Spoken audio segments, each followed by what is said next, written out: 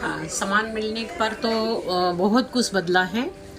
जैसे हमारे रहम सहम में या किसी से बात करने में या बड़े बड़े लोगों से थोड़ा सा बात करने में और बुलावा आता है। लेकिन पिथौरा के बारे में पूरा इसलिए मुझे मालूम नहीं है कि पूजा में हम महिलाएं नहीं बैठती है, पूजा में नहीं रहती है, उनके आसपास नहीं जाती है। पूजा होते समय ये पिथौरा बाबा देव रहता है हमारा। और मैं पहली एक जो भीलू के कला को लेके मैं आगे बढ़ी हूँ। मेरे आगे कोई कलाकार ऐसे नहीं थे।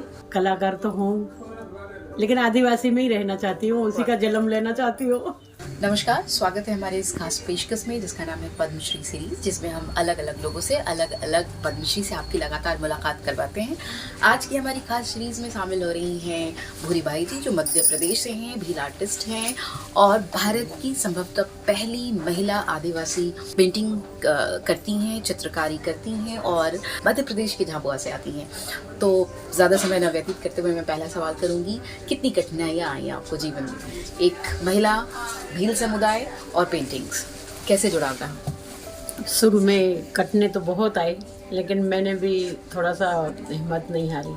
मैं अपने सारे काम काज लेके, जो खेती का काम है, जो घर का है, जो बच्चों को संभालना है, फिर खाना पीना का बना के और फिर मजदूरी करने जाना है। मजदूरी करते करते फिर बीच बीच में जो कलाकारी का मौका मिलता था वो भी करती थी। शुरू में शुरुआत करने में कठिनाई तो बहुत आई है, लेकिन मेरी किस्मत में लिखा ही था कि मैं इनको कला को मैं छोड़ूंगी। बहुत बढ़िया। भूरीबाई जी की पेंटिंग्स अमेरिका से लेकर यूरोप के कई देशों में लगातार प्रदर्शित होती रही हैं और इन्हें मध्य प्रदेश का शिखर सम्मान भी प्राप्त हो चुका है।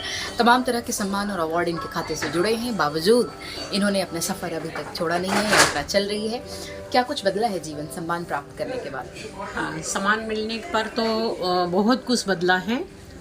जैसे हमारे रहम सहम में या किसी से बात करने में या बड़े बड़े लोगों से थोड़ा सा बात करने में और बुलावा आता है।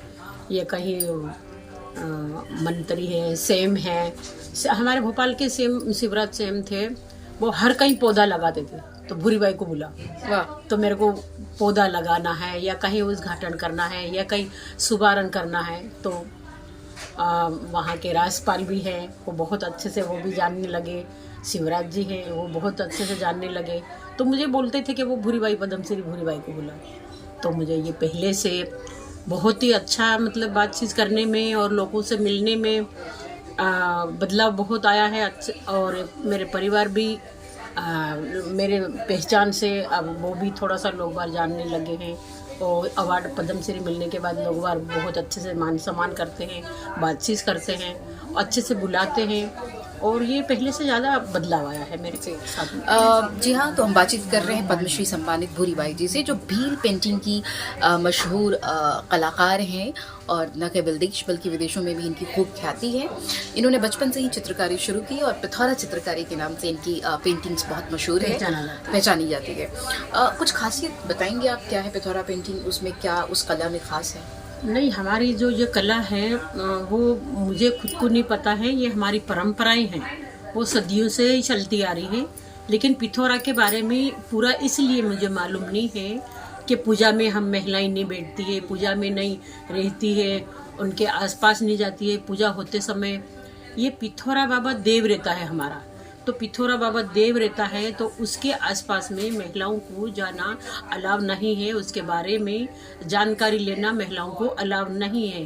तो उसके पिथौरा बाबा के बारे में मुझे बहुत ज़्यादा जानकारी नहीं है, लेकिन मैं उनसे हमारी पहचान है, पिथौरा से हमारी पहचान है भीलू की। और मैं पहली एक जो भीलू के कला को लेके मैं आगे बढ़ी हूँ। मेरे आगे कोई कलाकार ऐसे नहीं थे, लेकिन अब जाके ना मेरे को देखा दाखी करके और मेरा नाम सुन के, मेरा अवार्ड देख के, मेरी कला को देख के बहुत से लोग सीख रहे हैं अभी और कर रहे हैं। और मेरे अपने परिवार में मेरे नाती पोती, मेरे बच्चों को, मेरी बहू को, सबको मैंने अच्छे से सिखा दिया है। और अब बहुत सारे जो कला को आगे बढ़ा रहे हैं। मैंने अपने ही परिवार में डांटती थी, मैं उनको समझाती थी, आज मैं हूँ और कल नहीं रहूँगी, तो मेरी कला को आप लोग लोग बार पूछने आएंगे कि भूरी बाई के परिवार में कोई करता है या नहीं करता है, उसकी पेंटिंग है या नहीं है, तो तुम लोग क्या बोलोगे, क्या दिखाओगे, क्या जवाब दोगे। ऐसे करके मैं परिवार को डांटती रहती हूँ, बच्चों को, उनको आगे बढ़ाती हूँ। उनको मैंने अपनी पूरी कला मैंने बांट दी है, उनको समझा दिया, सिखा दिया। और अभी मेरे और भी समाज के लोग नाम सुन के और मेरा अवार्ड को मिलते समय देख के सारे, ये उनका अवार्ड है, ऐसे अवार्ड मिलता है, ये करने पर अवार्ड मिलता है, तो बहुत से लोगों को भी खुशी होती है। और बहुत से लोग हमारे समाज वाले जुट गए, वो कला में जुड़ गए हैं और कर रहे हैं। जो नहीं करते थे वो भी अभी कर रहे हैं, वो तो बुला बुला के सिखाना पड़ता था, तो अब तो अपने आप वो सुन के और कर रहे हैं बहुत अच्छे से। मतलब सभी मेरी कला को बांट रहे हैं, कर रहे हैं, मुझे भी खुशी होती है। मैं भी अब कहती हूँ कि पहले जो मेरी अकेली की कला थी और कोई संभालने वाले, उनको रखने वाले, उनको करने वाले, उनको आगे बढ़ाने वाले नहीं हैं, लेकिन अब सब लोग बहुत अच्छे से कर रहे हैं और खूब मेरा नाम ले रहे हैं। भूरी बाई जैसी महिलाएं देश के लिए ही नहीं बल्कि समाज के लिए और महिलाओं के लिए भी एक नज़ीर हैं, और न केवल इनसे सीखा जा सकता है बल्कि इन्होंने जिस तरह मुश्किल हालात से निकलते हुए, कठिनाइयों को पार करते हुए अपने लिए खास मुकाम तय की है, ठीक उसी तरह देश की और राष्ट्र की और समाज की अन्य महिलाएं भी आगे बढ़ें। आप आगे तो जा ही रही हैं, देश विदेश में भी आप लोकप्रिय हो। राष्ट्र के नाम कुछ संदेश देना चाहें तो आप 2 शब्दों में कुछ बताएं।